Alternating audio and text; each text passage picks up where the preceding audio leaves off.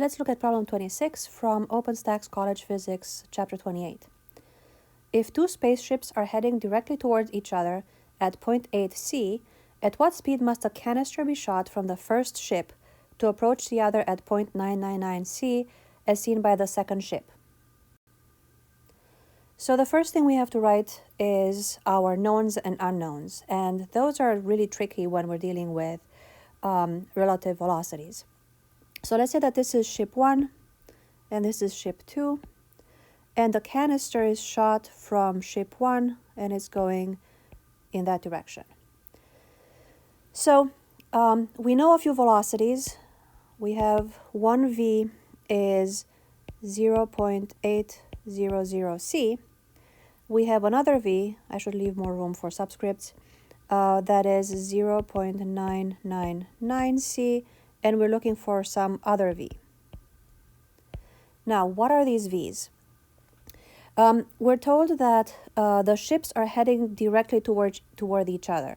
So the best thing to do for this case is to just pretend that one of these ships is stationary and the other one approaches it at that speed.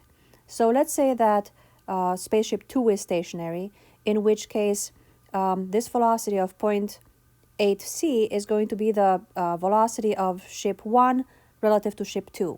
So I'll put the subscripts v1, 2 here. Then we're told that a canister is shot from the first ship approaches the second ship. So the velocity of the canister relative to the second ship is given as 0.999c. So then I know that v canister relative to ship 2 is 0.999c. And then the question is, what must the speed of the canister be relative to the first ship? So we're looking for v of the canister relative to ship 1. So if we start solving and we say vc1 is going to be, and now we have to pay attention to our subscripts, so it would be vc2 plus v21, so that we start out with c here and end with 1, and then 2 is in the middle, divided by 1 plus v, that's supposed to be a v, vc2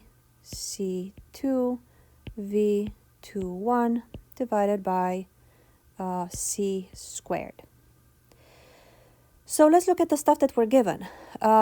We know that v12 is 0.8c, but in the equation we need v21.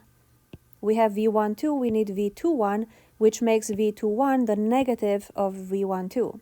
So when we start plugging numbers in, we know that vc2 is 0.999c plus v21, which is the negative of v12, so that's negative 0.800c, divided by 1 plus, and now we have 0.999c times the negative of 0.800c divided by c squared. So I'm going to cancel out the c's here, and when I plug in the numbers, I end up with 0.991c. So again, the trick for this is to pretend that one of the ships is stationary, the one that you're measuring velocities with respect to. So we have a stationary spaceship, and then this spaceship approaches it. The canister approaches it, so I took both of those values as positive.